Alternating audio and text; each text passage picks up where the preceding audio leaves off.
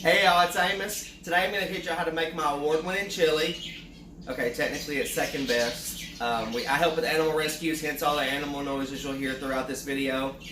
And we had a chili cook-off at one of our events. I got second place, so I'm going to teach y'all how to make Amos Ray's second place chili. Okay, so I've got all my ingredients laid out. This is everything that I'm going to be using today. Hamburger meat, onions, green bell peppers, your choice of tomatoes, salsa of your choice, I chose mild, dark red kidney beans, light red kidney beans, chili beans, and roasted red bell peppers. And of course, we've got our chili powder. Okay, so you're going to want to start out by seasoning your meat. I cook mine in the pot. The reason I do that is so I don't have to dirty up a skillet. I can just dirty up one pan. I do a little bit of salt. You don't have to do a lot, to your preference. And then I add some pepper, and I'll add a little bit more salt and pepper as we go. Just that way I don't overdo it on the meat and make the meat too salty. And then I add a little bit of paprika, and then some chili powder. I use McCormick's. McCormick's there, so I already ripped it. I like it better. Really, any of them will do. It's your personal preference. I just like McCormick. So I'm going to go ahead and season that meat up. I'm just going to kind of mix it up a little bit, just to make sure that you're getting plenty of flavor in there. Getting it all mixed up so it don't cook too fast. You want to cook all that seasoning in there with the meat. And of course you will add more chili powder as you mix in the rest of the ingredients. I just like to go ahead and flavor up that meat. Just gives it a little bit more flavor when you're eating it. It just makes it better to me.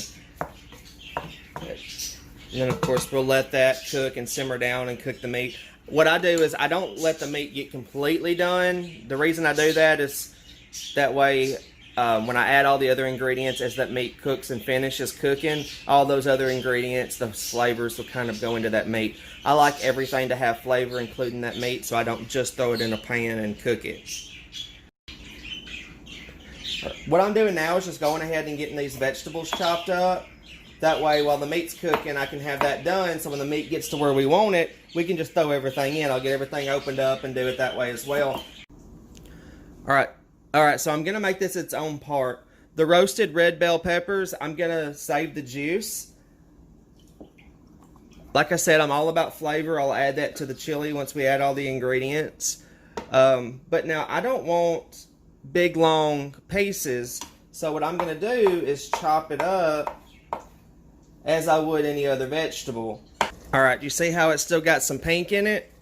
That's about where we want it, because then we can add the other stuff to it. So what we're going to do is strain the meat of the extra fat and stuff, and then we'll add everything to it. Alright, next thing you're going to want to do is strain your meat with all that fat and stuff in there. Don't mind my dirty oven mitts. I need some new ones. And this is another reason too I wanted to make sure that meat is good and seasoned, because you can buy the leaner meat. I just bought this meat because it was cheaper and I can get more for my money.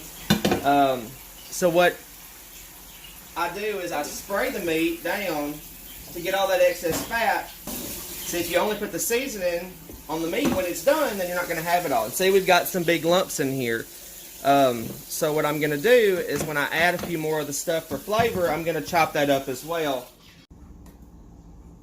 Okay, so I forgot to film the part where I added the vegetables, but they're all in here. So now we're going to add everything else. We got the juice from the red peppers. We're going to add all our beans in there. As y'all can see with the chili beans, I kind of had some issues trying to get that lid off there.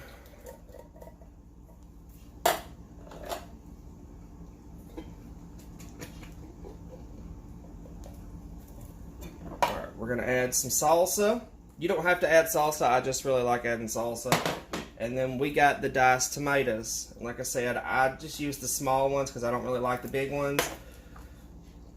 So I did add everything in here. I added that along with some water to give it some juice. It's going to simmer down. I like to let mine simmer for a minimum of 2 hours, preferably 3 to 4 hours. But the longer you can let it simmer, the better, because you're going to be able to have all them flavors kind of cooking together. So yeah, we'll come back in about 4 hours, y'all, and we'll see what this looks like. All right, and this is the final product. I let mine go for way more than 4 hours, but it's good and chunky. I think it's going to be really good.